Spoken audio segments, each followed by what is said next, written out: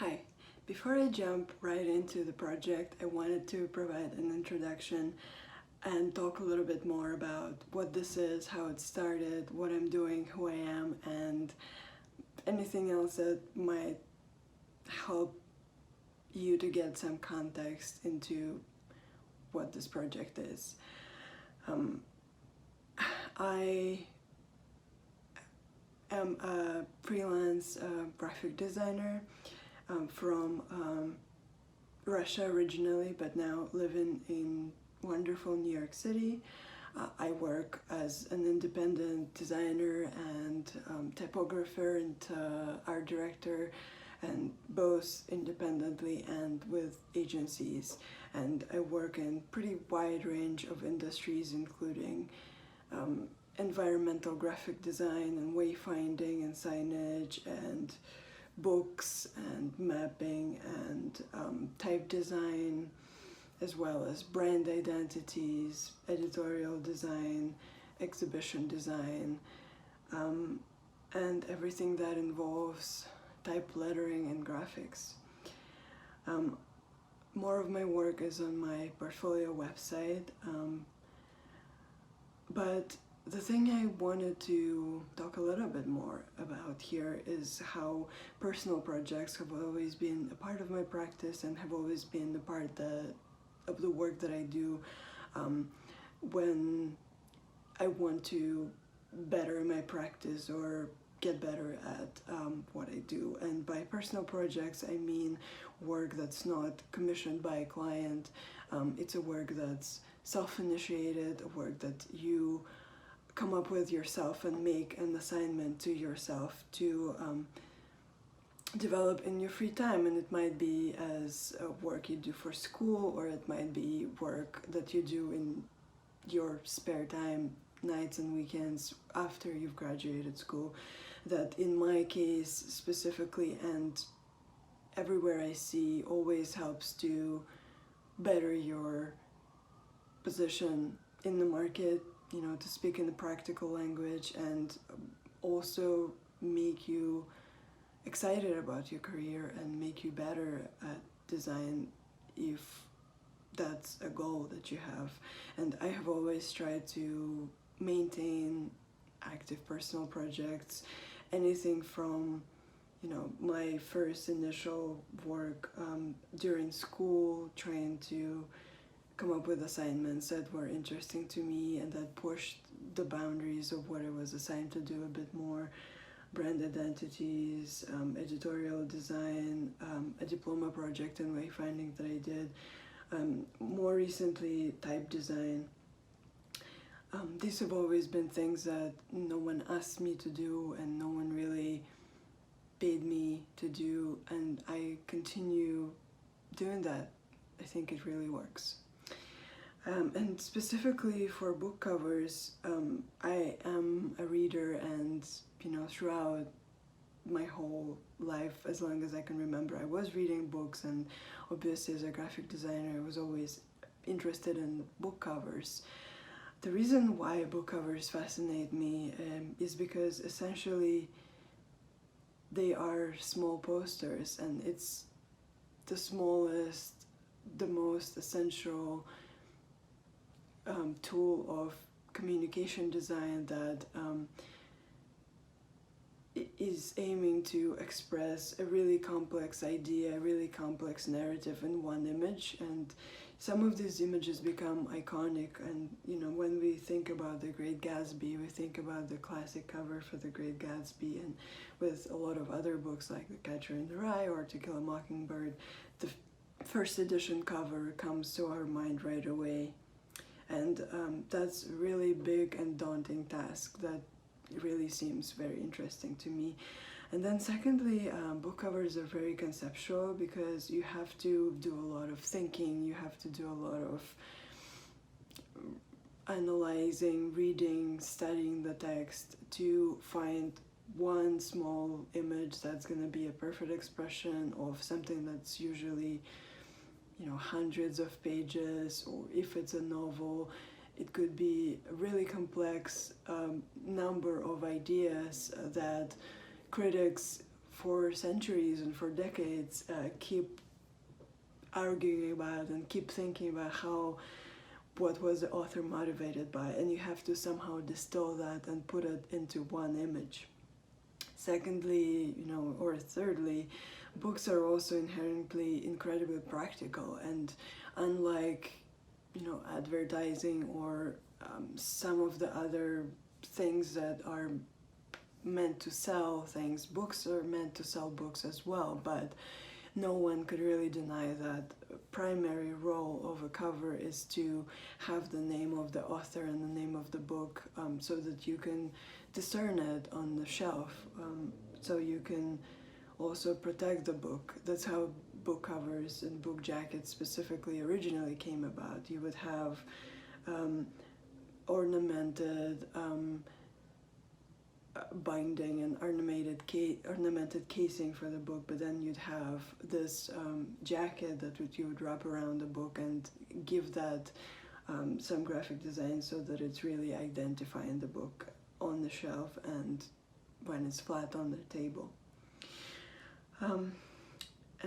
So as I was trying to become better at graphic design and reading more books, I came up with this idea to do a project designing or redesigning covers for the books that I read based on what I learned about the book while I was reading it, and based what it was about and the ideas that I had. I started that a few years ago, and most recently,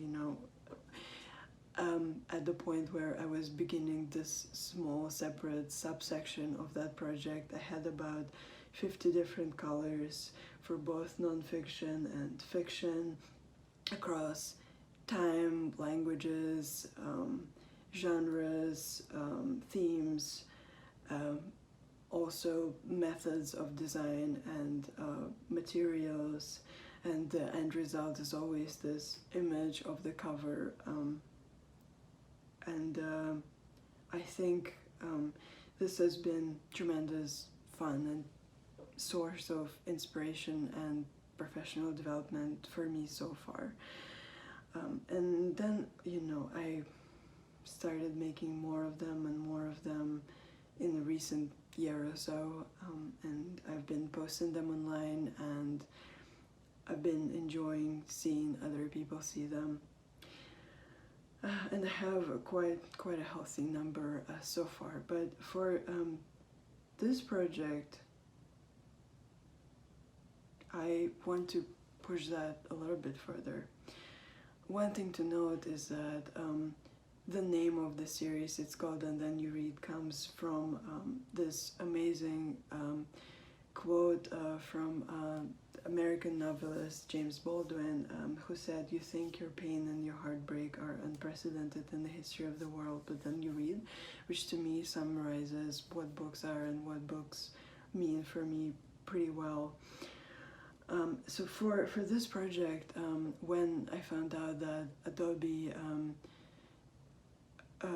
Creative Residency Community Fund was going to help me to develop some book covers, I had to select them, and I've selected 3 works of fiction that I wanted to design covers for, and obviously fiction versus nonfiction is one of the most essential characteristics or parameters of the book, and the reason why I chose fiction is because with nonfiction there is a lot of good nonfiction works out there, and these are some of the examples from my project. But essentially, if it's a book about Alexander Hamilton, you're gonna have to use something that probably references the image of Alexander Hamilton. You can't really step away from it too far.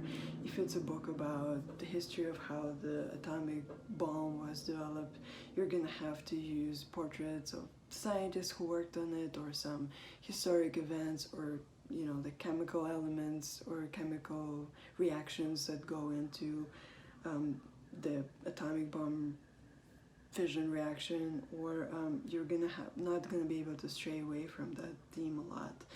And then if it's a book about buildings or neighborhood or architect or specific, you know, elements of architecture, you're probably going to reference that. Whereas with fiction, it's a lot more interesting, it's a lot more conceptual, and it's a lot more flexible, which is something that I wanted to be included in this project as an element. How do you develop those ideas, and how do you go from, you know, having the text and having nothing to a final graphic treatment, an idea. So I selected 3 books: Poker by Zora Neale Hurston, The Yellow Wallpaper by Charlotte Perkins Gilman, and The Metamorphoses by Franz Kafka. All 3 are works of fiction. One of them is a play. Poker is a play. Most importantly, I have not read any of these before. It so happened so that I'm going to be reading them for the first time as a part of this project. And then the last thing I wanted to note is that they are also all in public domain, which allows me here in the United States to be referencing the characters and referencing the plot and referencing the titles of those books without having to obtain licensing for them. And so I'm going to design covers for the 3 books. It's going to be a series, a mini-series as a part of the overall project that I talked about. And how do we define series and what is that? I have done some elements of series before.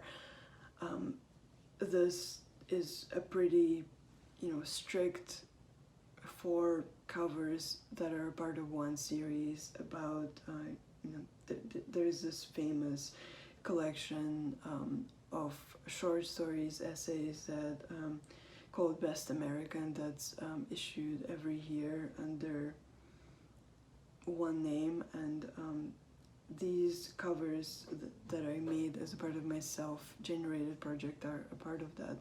And here the rules are very strict.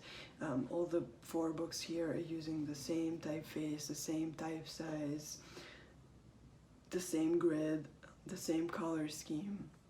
The books are just grayscale on white background. And this time around, obviously I want to do something that's a bit more varied and a bit more interesting, so I said kind of 3 basic rules of what I'm gonna vary and what I'm gonna keep the same. First of all, I'm gonna use the same artboard size for these 3 books. It's gonna be relatively standard for America, 6 by 9 inches, or in centimeters, that's 15.24 by 22.86 centimeters. Secondly, they're gonna have to be next to each other, so they're gonna have to somehow work together. I'm not quite sure what that means, but I'm gonna have to show them next to each other, so that's it. And then they're also gonna be typography focused. Typography is something that I am focused a lot, and that I, you know, usually resort to, and something that I think I have a little bit of experience and, you know, some knowledge about to show how I do it.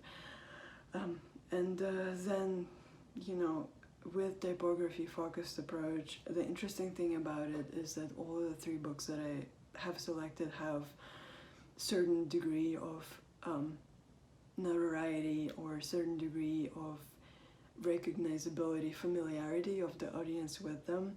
So there is this thing called the big book look.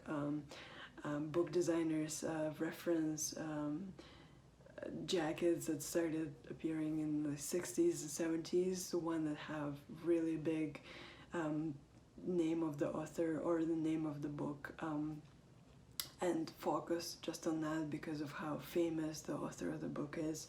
And as a part of my series, I have tried, you know, some things that are typographically interesting, but also have imagery applied to them. Like here, for example, this is a collage treatment for Tennessee Williams' play The Rose Tattoo, where the collage definitely takes center stage, but the lettering is based on typeface revival that I did of a turn of the century typeface. But then this same typeface that I developed is used in a different way for the famous novel by John Steinbeck called The Grapes of Wrath, where there is just type and nothing else. And I tried to make type expressive as much as I could by applying, variations of size and color to it to highlight the word wrath. And the idea is that this is in perspective, and this is a metaphor for the path that the characters of the book take and where that takes them. For 1984, I also used the typographic approach, partially because I like it, but partially because there is hundreds of other covers for 1984, and some of them are really great, but most of them do use imagery. So I wanted to take a slightly different approach to it, and what could I add to this? How could I look at this differently? So I tried using lettering. The Road by Cormac McCarthy. You could also say that this is a big book look because the novel is very well known. It's been turned into a movie. It's been, highly public and got awards. So you don't really need to tell the reader what this is because they kind of already know what this is. But I still try to do typography or lettering in a way that's as expressive as it could be, and that's what's interesting to me. For Theodore Dreiser's Sister Carrie, I referenced some of the posters that are harkening back to the time when the book was written and what the book is about. And for Thomas Mann's Death in Venice, this is more of a riff of how the book feels and what meaning the book has for the readers today. And sometimes, it's just a fitting treatment for a book to make it mainly typography focused. Even if it's a young author, if it's a relatively new, recently published book, sometimes it just makes sense to me. And even for some of the works of nonfiction, sometimes you can be a bit more expressive and do something that references the themes and references the subject matter, but in a way that makes the typography to not just be a spectator or, secondary character that's tucked away somewhere in the corner or, on the side and the bottom, but make it a primary actor, make it a centerpiece of the cover. And a few words about my methodology and process here. I do tend to always read the book first, and I think that it's incredibly important to read the book. And I rely on a lot of iteration, critique, trying different things, revising. There's always value to me in putting everything out on the paper or in your file, Adobe Illustrator file, to see what that does and how it looks. Sometimes ideas you have in your head don't quite work out the same way that you think they would. Sometimes I use analog techniques like using tape to make lettering out of this tape and scanning it in. And that gives it, an effect that you would not be able to achieve if you just made that digitally. Sometimes I start from a point where I know what I'm going to make, but sometimes I also start from a point where I have some initial idea from when I read the book, but here, for example, this was about the separation, the contrast between the two different surfaces, the pattern, but I didn't know where this was going to take me, so a little bit of trial and error. If you don't fail, you wouldn't know what is working, so that's what I always try to do. And the last thing is about the project goals. I want to do this as a part of the work I've been doing before, but I also want to formalize a little bit my design process and also show it if there's anyone at all who might benefit from, you know, seeing the work from start to finish and seeing how I do this from the very beginning to the very end. I hope that it would be beneficial, and I also hope to have fun. I hope you watch the next videos after this one. Thank you for tuning in.